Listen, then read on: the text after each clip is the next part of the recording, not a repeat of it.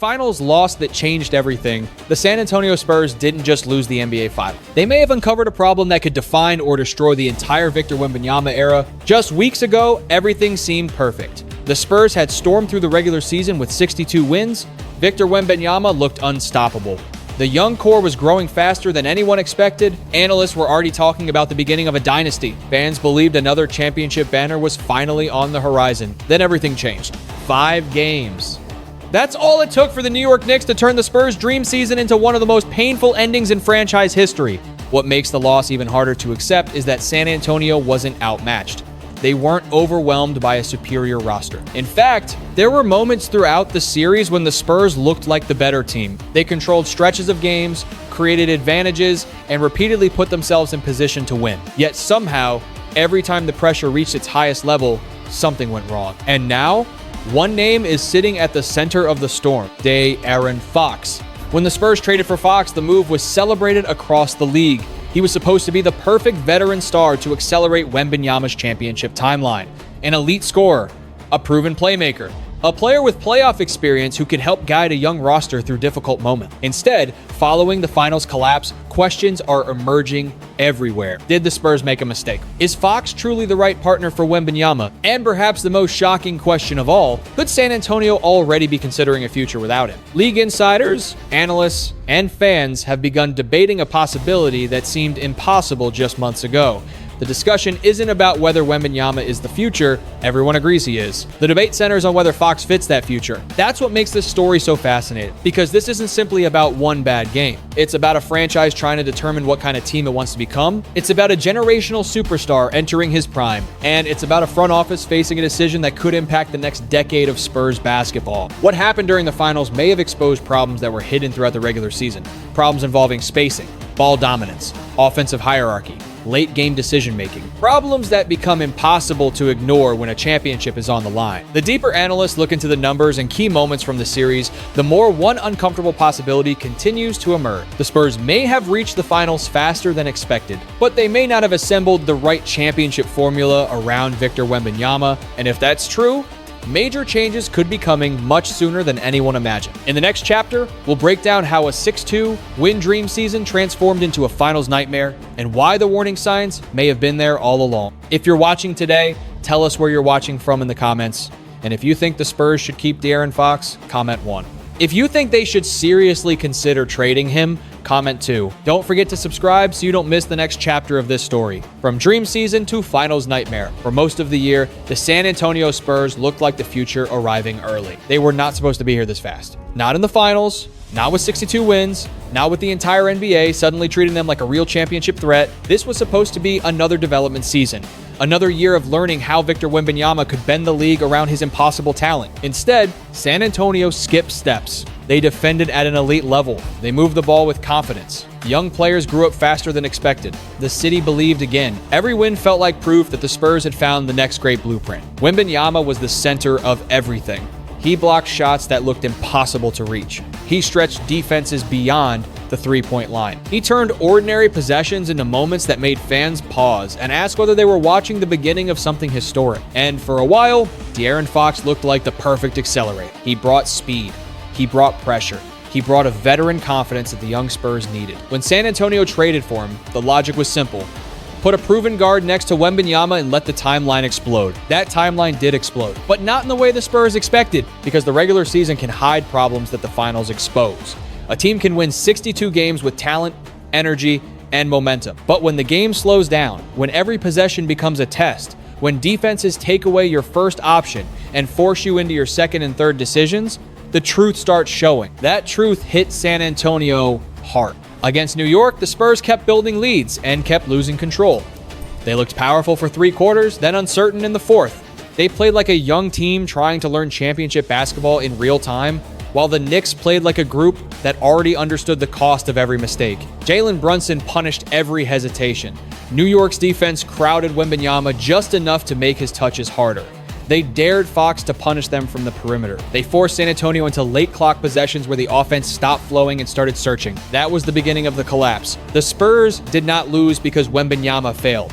They lost because the structure around him cracked under pressure. And once that happened on the NBA's biggest stage, the conversation changed forever. The possession that wouldn't go away. Every finals has a moment that lives longer than the series itself. For the Spurs, that moment came in Game 4. San Antonio had the lead, the clock was running down, the Knicks had missed, the Spurs had a chance to take control of the series emotionally, even if the scoreboard still said they were fighting for survival. All De'Aaron Fox had to do was secure the ball, slow the game down, and force New York into desperation. Instead, he attacked. One decision, one drive, one blocked layup.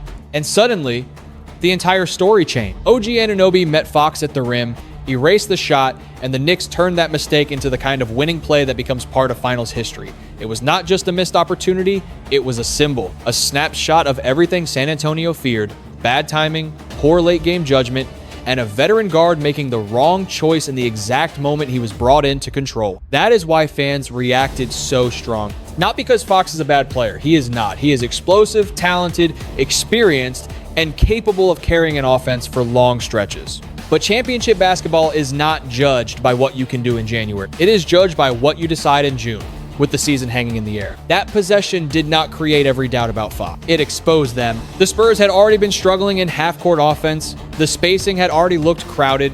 Castle and Harper had already begun showing signs that they needed more responsibility. Wembanyama had already been forced into difficult catches and late clock shots because the offense did not always create clean looks for him. But the Game 4 mistake gave the league a picture to attach to the argument. Before that play, the criticism could sound theoretical. After that play, it felt real. Fans did not need an advanced stat to understand it. They saw the lead, they saw the clock, they saw the decision, they saw the block, they saw the Knicks celebrate, and from that point forward, every conversation about San Antonio's future came back to one painful question. Can the Spurs trust Fox in the biggest moments beside Victor Wembanyama? If the answer is yes, they move forward together. If the answer is no, then the franchise has a decision to make that could shake the entire NBA. Wembanyama did everything except win. The cruelest part of San Antonio's finals loss is that Victor Wembanyama was not the problem. He was the reason they were there. At 22 years old, on the biggest stage of his career, Wembanyama played like a generational force. He protected the rim, he controlled space, he rebounded through traffic, he gave the Spurs a defensive identity that most teams spend decades trying to find. Every time New York attacked the paint, they had to think about him. Every floater, every layup, every cut, every drive carried the same question: where is Victor? That is power. But even power has limits when the roster around it is not perfectly built. Wembanyama's numbers told one story, the scoreboard told another, and that gap is exactly why the Spurs are now facing such an uncomfortable offseason. Because when a young superstar performs at that level and still loses in 5 games, the focus immediately shifts to everyone around him. Did the guards create enough easy shots? Did the shooters give him enough room? Did the coaching staff adjust quickly enough? Did the roster have enough veterans who could stay calm when the Knicks turned up the pressure? The answer, too often, was no. Wembanyama learned the hardest lesson a superstar can learn. Greatness does not automatically become a championship. Talent opens the window, but fit decides whether a team walks through it. He could dominate defensively and still watch the offense stall. He could draw extra attention and still see teammates miss shots. He could create impossible moments and still end the night watching another team celebrate. That kind of loss changes a player, not by breaking him, but by sharpening him. Wembanyama did not blame teammates. He did not create drama in the locker room. He spoke like a player who understood the weight of the moment. The margin of error was thin. The mistakes were punished. The lesson was painful. And that maturity mattered. Because San Antonio is not building around a normal star. They are building around someone who could define the league for the next decade. That means every decision must be measured against one standard. Does this help Victor Wembanyama win championships? Not headlines, not regular season games, not social media debates, championships. And after these finals, the Spurs may have realized that giving Wembanyama more talent is not enough. They have to give him the right talent. Why Fox became the question when De'Aaron Fox arrived in San Antonio, the idea made sense. He was fast. He could pressure the rim. He could create offense when plays broke down. He had experience carrying a team, and the Spurs needed someone who could help Wembanyama avoid doing everything alone. On paper, it looked exciting. Fox attacks downhill. Wembanyama pulls defenders away from the basket. In theory, that should create space, angles, and panic. A defense forced to choose between Fox's speed and Wembanyama's size should be living in constant fear. But basketball is not played on paper. In the finals, the fit became more complicated. New York understood that Fox was most dangerous when he could get into the paint. So they built walls. They cut off driving lanes. They forced him into jumpers.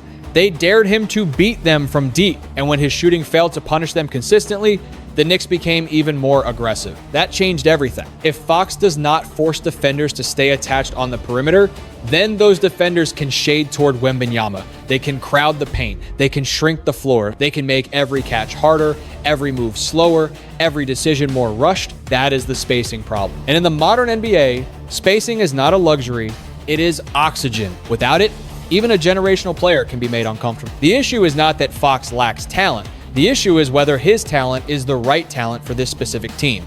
The Spurs do not need another player who dominates the ball for long stretches. They need players who make Wembanyama's world easier. They need shooting. They need quick decisions. They need role clarity. They need guards and wings who terrify defenders without needing 10 dribbles to do it. That is why Tyler Herro's name enters the conversation.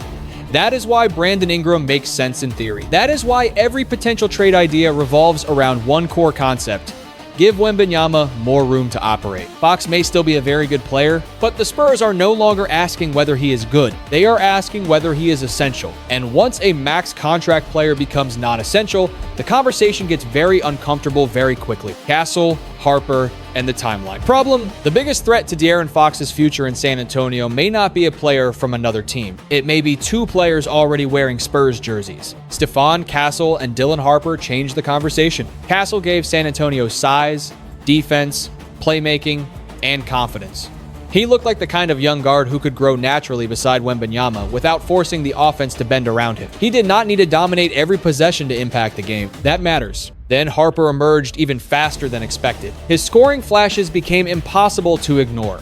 His confidence off the bench gave the Spurs a different rhythm. In the finals, his ability to create offense showed the front office something important. San Antonio may already have a younger, cheaper source of backcourt creation. That is where the math becomes brutal. Fox is expensive. Castle is young. Harper is rising. Wembanyama is the foundation. There is only one ball. At some point, a team has to choose not just its best players, but its cleanest timeline. Fox belongs to a win-now timeline. Castle and Harper belong to Wembanyama's long-term timeline, and while those two paths can overlap for a while, they become harder to balance once contracts, roles, and expectations grow. That is why this is more than a basketball debate. It is a franchise identity debate. Do the Spurs double down on Fox and hope experience solves the finals problems? Or do they admit that Castle and Harper's growth has changed the original plan? Great organizations adjust before the rest of the league forces them to. They do not cling to a decision simply because it once made sense. They evaluate what is true now, and what is true now is clear. Wembanyama is ready to compete for titles sooner than expected. Castle and Harper are too valuable to be buried behind a massive contract. Fox is talented, but his fit is no longer unquestioned. That does not mean the Spurs must trade him tomorrow, but it does mean they must be honest about what they saw. Because if Harper continues rising and Castle continues developing, Fox's role could shrink while his salary stays enormous. That is how good teams create expensive problems. And San Antonio cannot afford expensive problems during the most important years of Wembanyama's rise. The contract that changed the pressure. Every NBA contract tells a story. De'Aaron Fox's contract tells the story of a bet. When San Antonio committed massive money to Fox, they were betting that he would become the perfect guard next to Victor Wembanyama. They were betting that his speed, experience, and shot creation would help turn a young team into a contender. For most of the regular season, that bet looked reasonable. Then the finals happened, and suddenly the number attached to Fox became impossible to ignore. A big contract does not make a player worse, but it changes how every performance is judged.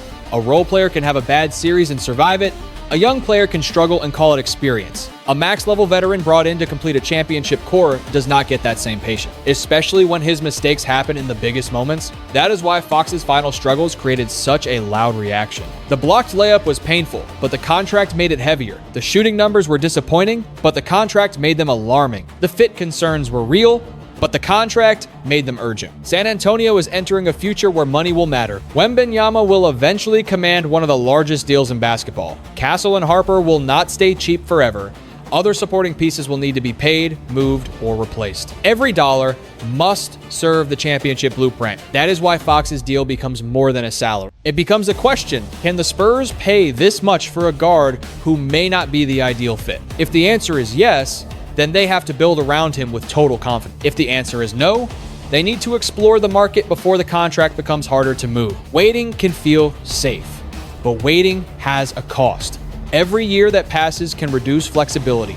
Every playoff failure increases pressure. Every young player's extension gets closer. The Spurs are not desperate. That is important. They have Wembanyama. They have young talent. They have assets. They have a real future. But because they are so close, the next decision matters even more. Championship windows do not stay wide open forever. They narrow quietly, one missed offseason at a time. And if San Antonio believes Fox is not the perfect piece, then the smartest move may be to act before the rest of the league reaches the same conclusion. The trade that could unlock everything. The most fascinating trade idea is not built around getting the biggest name, it is built around getting the right fit. That is why Tyler Herro keeps appearing in this conversation. Herro is not a better overall player than De'Aaron Fox. He does not bring the same speed. He does not pressure the rim the same way. He is not the same kind of lead guard. But that is exactly the point. San Antonio may not need another lead guard. They may need a shooter who bends defenses without holding the ball. Herro's value next to Wembanyama would come from gravity. Defenders cannot casually help off him. They cannot leave him alone beyond the arc. They cannot shrink the floor without risking open threes. That one change could transform the way teams guard Wembanyama. Imagine Victor catching the ball at the elbow with Herro flying off a screen. If the defense sends help, Herro gets a clean look. If they stay home, Wembanyama gets space. That is the kind of impossible choice championship offenses are built on. And San Antonio has the perfect defensive anchor to cover some of Herro's weaknesses. If he gets beaten on the perimeter, Wembanyama is behind him. If opponents try to target him, the Spurs can scheme protection around the best rim deterrent in basketball. That is why the fit is so interesting. But Herro is not the only option. Brandon Ingram would give the Spurs size, shot creation, and wing scoring. He could operate without completely taking the offense away from Wembanyama. A trade with Toronto would bring a different kind of balance. Less pure shooting movement, more length, and scoring versatility. Andrew Wiggins, in a larger Miami structure, would add wing, defense, and playoff experience. That type of move would not be as flashy, but it could make the Spurs more stable. Then there are cap space teams, Brooklyn, Chicago, teams looking for a lead guard, teams that might see Fox as their own shortcut to relevance. Each path has a different meaning. Herro means spacing. Ingram means scoring size. Wiggins means balance. Cap relief means flexibility. The Spurs must decide which version of help Wembanyama needs most. The wrong answer could waste time. The right answer could turn San Antonio from a great young team into the most terrifying contender in basketball. The decision that defines the Wembanyama era. This is the kind of decision that separates good front offices from great ones. A good front office reacts to failure. A great front office understands what the failure revealed. The Spurs do not need to panic. Panic would be trading Fox just to escape criticism. Panic would be chasing a famous name with no regard for fit. Panic would be tearing apart a 6-2 win team because one series ended badly. But doing nothing can be dangerous too. The finals showed San Antonio exactly where the pressure points are. The offense struggled late, the spacing tightened, the guards overlapped. Wembanyama had to work too hard for too many touches. New York found the weak spot and attacked it again and again. That is not random.